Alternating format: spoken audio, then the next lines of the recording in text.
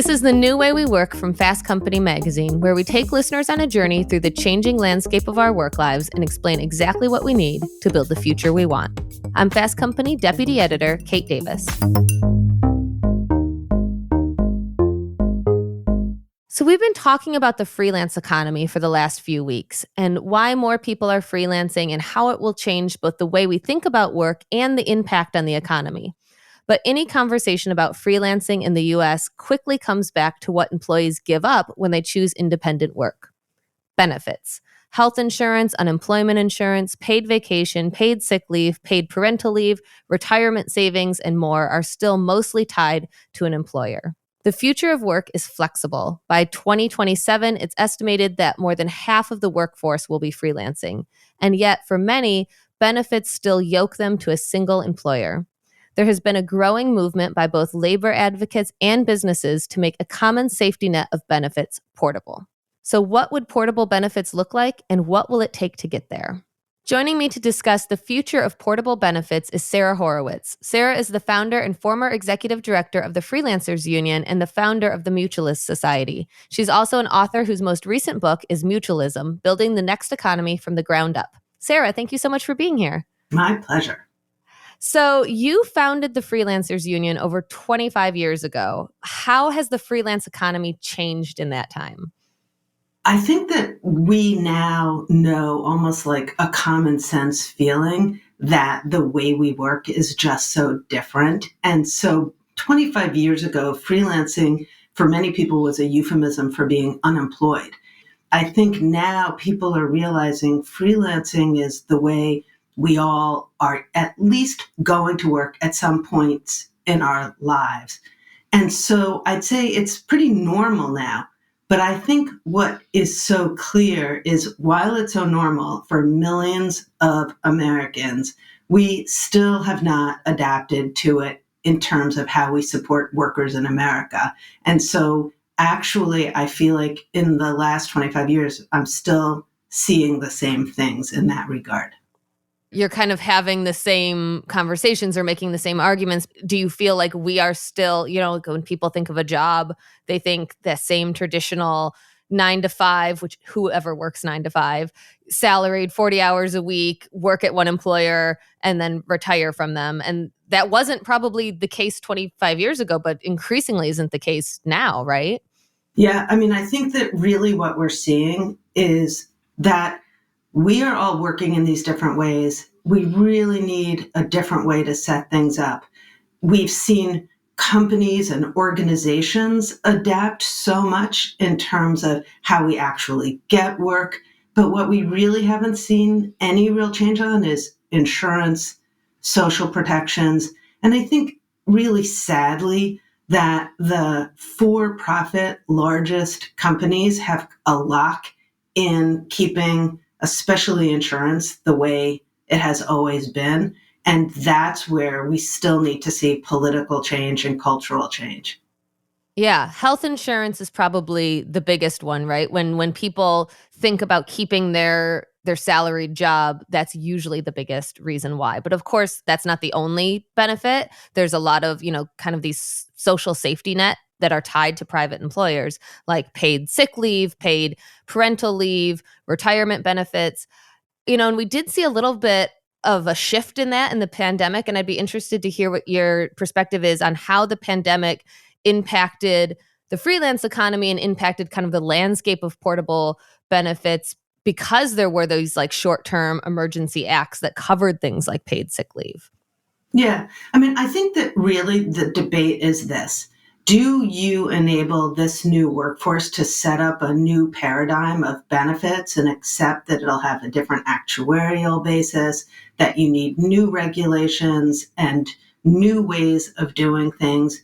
Or do you say, this is a universal approach and freelancers are no different than anybody else? So as human beings, people need to get these benefits. And I think what we saw with the pandemic was the second one. So freelancers did better because we enabled freelancers to get the same benefits as everybody else. And shockingly, it shouldn't be like this, but that was pretty amazing. And that's where I think freelancers did so much better. But I do feel like we keep toggling between these two arguments. That is really preventing us from moving forward. And it's not an easy left-right split, actually, because you find a lot of progressive Democrats really don't want to tackle the first issue of the changing workforce. And of course, you have a lot of conservatives who do not want universal financing of a lot of these benefits. And so I think we're seeing that split, that 50-50 that is just holding us back as a country. So what is that split? I mean, I think knowing how politically divided we are and knowing the kind of arguments that the right tends to make against the specter of assuming it's something socialism and you can't have these things. But like, what is the argument for keeping benefits tied to a private employer? Doesn't it seem kind of best for capitalism to have everybody being able to be entrepreneurial and like freelance and do their own thing without having to be tied to a certain employer? It seems like kind of the American spirit, right? You want everybody to be able to strike out on their own. What's the argument against portable benefits? One thing I'm just tempted to say right here is I really think we as Americans are getting kind of sick of a small percentage of the left and right kind of dictating everything for all of us. And I think this is the era of well-being. It's the era of really thinking about how we take care of not just ourselves, but other people in really common sense ways. So I think what we really need to do is start like as if we were doing a giant whiteboarding session for America. And we said, like, the truth is that people really are moving around and their lives and incomes are more episodic and anxiety filled than ever before. And the truth is that they'd really like to get their benefits and other things they care about through the organizations they trust, whether it is their mutual aid society, their faith community, their employer, their union, their cooperative, and we should just attach the benefits and rights and protections to those organizations. Then we don't have to have a fight about whether it all comes from government or whether it all comes for the for-profit sector. And then I think we just have to recognize that there has to be some basic universal because there's just no way around it. And we can be so much more creative. And I'll give you an example. We could really start to think about how we deliver care on a primary basis, meaning somebody that you just need to talk to, who could be a physician's assistant, a nurse practitioner, lay people who can help you think about your diet, to check in on you in your neighborhood. These are just all basic things, and they just are the truth. And we should just kind of go back to that. And I think sometimes we should get out of our political fight because that doesn't help us. I think, ironically, the people who are the, quote, experts here are holding us all back. And we should go back to a use case of what people actually need and start to architect it from there. So there's a lot in what you just said that I want to kind of break apart. I think, maybe the first thing, since we mentioned the shift during the pandemic and how these emergency acts that came up during the pandemic were kind of revolutionary in that, freelancers finally did get some paid sick leave, were able to get unemployment. Did this shift public sentiment at all? Like before the pandemic, were people feeling kind of that it needed to be more traditional and seeing that this, obviously freelancers themselves loved it. Has it shifted overall public sentiment? Is there a move towards wanting these things to be not tied to employers? Yes. I mean, I think for sure people really felt that for the first time, freelancers were actually able to get paid as freelancers for the work that they did in terms of getting support and income to reflect your freelance income. And that was a game changer. But I think that we don't really mobilize as much as we should as workers in this country. And when I say workers, I mean low-wage workers, professional workers, white workers, Black workers, BIPOC workers. All workers are workers. And we tend to think in these kind of campaign advocacy style strategies. And what we really have to do is actually build our own local institutions that reflect what we think and keep track of how our elected officials vote and hold them accountable on issues as workers. That would be our health insurance, our unemployment insurance. That would be how we get our training. Why on earth can't the faith-based community provide training where people will feel secure, they'll help their neighbors, but we lock it in through the Department of Labor, through employers. We set that up and we will not move. But freelancers get their training on the fly. They do it themselves. Why can't they get it through their professional associations? So if we could just unlock a lot of these programs and start to realize that people mutualistically are already organized in their communities, and those communities are the logical place to start. So I think what I'm really saying is it's a frame change. And while freelancers got something really helpful during the pandemic, all these things are going to be one-offs if we don't actually reframe how we're organized, both economically and politically, and get out of the 50-50 fight that the Democrats and the Republicans are having. Because as workers, we break bread, and we need to come together and give up some of the other fights that we want to have and have them on Twitter, but come together for the things that we can agree on. This is such an interesting perspective that I think a lot of people haven't considered, because I think a lot of people think in these two ways, right? And you say 50-50 Republican Democrat, but I think also the other kind of 50-50 way that people are thinking about things is the private sector and the public sector. Like either the government figures it out and it's a government social safety net program, or it's through a private employer. But you're talking about a lot of different organizations like mutual aid societies and community work. Can you explain a little bit more how that would actually work in something like a portable benefits landscape? Yeah. So first of all, what really happened was after the late 1960s, the left started to think that everything good had to come from government and really abandon the mutualist sector. So bad on the left for that. Stop saying that everything good has to come from government. And the right started attacking unions and social programs and really damaged the mutualist sector. So bad on the right for that. But the truth is that the organizations that people really feel rooted in are the organizations that they choose to be in, that they're connected to, and there is zero reason why you can't redeploy flows of money that the government is already spending and enable these groups to start participating. And I'll give you a really good example, I think, which is after a natural disaster, we deploy a whole workforce. Socket Sonai and the Resilience Corps have been working on this. And one of the things that they know and we have seen is that mutual aid immediately crops up.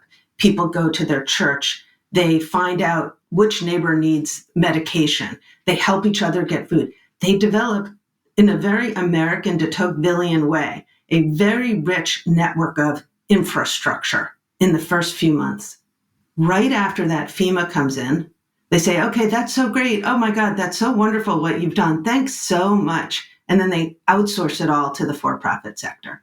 So there's no reason why we have to do this, except we know that the lobbyists of those companies are going to not love this idea, because America is very tied to our lobbying infrastructure as well that locks in things. But the truth is, conceptually, we actually could take 2% of that money and say, every time there's a natural disaster, we want to see 2% of all FEMA money going to cooperatives. We want to see that money going to training through credit unions. We want to see the mutual aid groups be able to have a template. And that gives us a very important architectural tool for portable benefits, which is this. When you go and the distributed ledger and blockchain, we are so already moving in this direction, can keep track of how people are going from place to place and job to job. They can keep track of when somebody is on disability. There's just no reason that we can't say that we actually have the technology infrastructure, and benefits can be kept track of by being able to access them through your faith group, through your mutual aid group, through your union, through your cooperative. And then you could imagine all these ways that we can distribute a lot of government programs through procurement to these groups because the money is already going there. And this would galvanize our democracy again, make people so much more connected to one another, which we know affects anxiety, addiction, and economic development. And so I actually think this isn't that far away, and it's actually not that hard to do, but we have to get out of our current frame. So I'm interested in where this is happening or where you see progress being made. I think, on a macro level, everybody, knows about the Affordable Care Act. Everybody has maybe heard some state by state paid sick leave laws. Are there places that, either communities or states or governments, smaller governments, state governments that are making what you're speaking of a reality or finding sort of a middle ground? Yes, I'd say the state of Colorado. The governor is ahead of everybody. In Colorado, you have a community of people that are starting to really reimagine how you can use the distributed ledger, decentralized autonomous organizations. The cooperative movement is flourishing there. They have been the ones who are really leading the way. And I'm so shocked. Like so much is happening in Colorado. But I would say that it's happening where people are trying new things. Mutual aid, I think, is really showing us, not just in the United States. I mean, if you look at what's happening in Ukraine, that's immediately how people started organizing to help people to find out about their friends and relatives and families. So you can see it internationally. I would say also, sadly, the United States used to really be such a leader in these things, but I really see it in Latin America, in places like Argentina, in South Africa, Indonesia. And you can see that in places where the government has just abdicated its responsibility, people are just self-organizing. And I think anyone who's ever built anything knows that you start with how people are organically building things, because that's probably going to show you how to build something. And I think what we keep doing is having policy people in Washington who've literally never built anything in their lives coming up with political solutions that literally don't work. I mean, I remember when the ACA was first launched and the exchange just kept failing. And they could have very easily done what I'm saying by enabling groups to be on the exchange and get the same privileged position as employers. And there was no imagination for that. And it hasn't been for the Republicans since. So nobody gets a gold star here. They just have stayed in our 2-lane highway that's kind of not going very far. So I think, this is such a different way to think about things than most people have. Like, as I said, it's, the thinking is usually private sector or public sector or the government figures it out. And a lot of the examples that you've been giving, those resonate with people when you talk about a crisis, like mutual aid societies that have popped up after natural disasters or during the pandemic.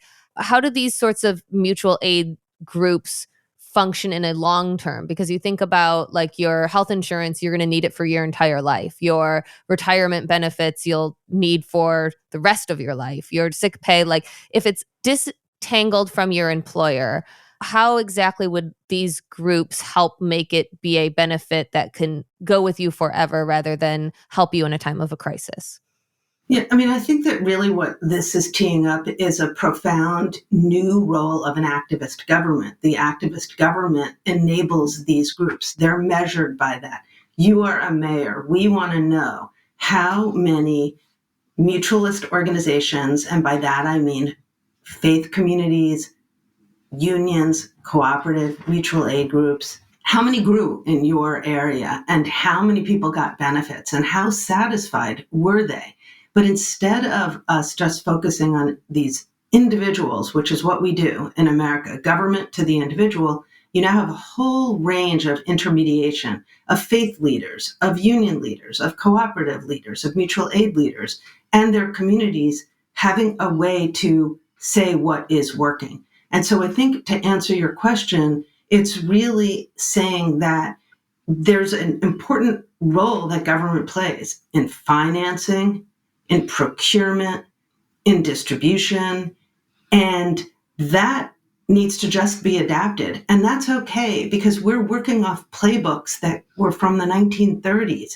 And believe me, I love FDR, but the FDR administration is now like, it's not with us anymore. And so we really have to say in this next era, in this time of transformation, why on earth can't we imagine that we'll actually go back to some pretty old-fashioned institutions that have served us since the beginning of our country, and that government's job will be to see that they flourish, not to replace them. And that provides the consistency, that provides the funding, that provides the learning, the evolution. There will be new groups, and I think that's really important.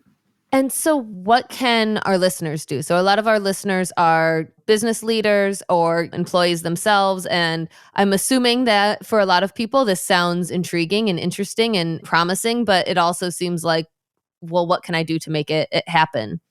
Well, I think the first thing is to start to realize that you're in a mutualist network. So literally think about where you live and think about where you work. Think about your company, think about your organization, and start to say, what are the mutual aid groups near me? What are the faith communities? Where are the credit unions? Where are the cooperatives? Where are the unions? And just start to see that you are in that network. And then I think one thing is to start to realize that you can be more mutualistic. You don't have to start at 100%. So start to have those conversations with your staff, with yourself, with your colleagues, in your professional association, in your community group. Start to ask your elected officials, like, what are you doing to grow these? And then starting to assign them jobs that they can do. And start to say, like, for instance, we're having an election coming up in November. Let's organize a candidate night and ask them what they're going to do to grow these organizations. Do they have a point of view about why everything is going from an employer? And then start educating your community about what that elected official is saying. And if they're just telling you the usual, like it should be a for-profit, individualized, private sector approach, and it's working, well, we know that's not working. It's working for nobody. On the other hand, if they say, well, let's just wait for the government to do this for everybody, we say, but the Democrats are probably going to lose the House in November, so I don't believe you. So what are we going to do right now? And what can we start to do across the aisle to get some groups the ability to start moving this? And I guess, relatedly, like if you are a business leader, it sounds kind of gross to say it, but like what's in it for you? What's the business case for wanting to disentangle benefits from the private sector? Well, I cannot imagine that there's one employer out there that thinks the benefit system is working for their employees. We already know they're freelancers. The freelancers are really not getting anything, but that's not ever been the responsibility of employers. The system is broke. And we know that people are just having the insurance that is not supporting them, that people are really anxious. I think the Great Resignation is showing us also that people really are having, at best, mixed feelings about work. And, I think it's really important in life to have an oeuvre, and that work that can be what you do. And it doesn't matter what work you actually do, but work is so tremendously meaningful for people and organizing. And I think if employers start to talk about that and recognize that we are whole human beings and people are and I think if I were an employer, what's in it for me is to show that I understand what people's lives are like. And I would just say one other thing. I think we have to have a cultural change where we recognize that there is specialness and magic in all of us. We are not all here just having problems, that even when you are having problems, you have wonderfulness. And we need to find that and count on it and ask you to do something. And everybody needs to contribute. Everybody needs to be asked. Everybody has a responsibility. This is not like, oh, everyone is privileged and they have to help the unprivileged. No, everybody has problems. These are universals. We need to take care of one another. That's such a wonderful way to frame it, because I do think that gets lost a lot, that in a lot of these conversations, it is thought of like, okay, let's help other people. But really, that's such a great point to make, is it's for the benefit of everyone. Yes. It's a better way to live your life. And it's just the truth. I was on a panel with a Black minister in Brooklyn, and her church just happens to be located in an affluent neighborhood, and a lot of her parishioners live in the housing projects nearby. And she said people always presume that the people in the neighborhood that the church is in have all the things to give, and all the people in the projects are the ones with being in need. And actually, that's just simply not true. And I think we all know that. We just do know that. And we have to get back to that. And I think it's part of the healing that this country has to have. And I think this idea of mutuality is part and parcel of that healing. And that's what we have to be going for. That's so great. Yeah, it's not for the benefit of some, it's for the benefit of all. That's wonderful. Sara Horowitz, thank you so much for being here. Thank you so much.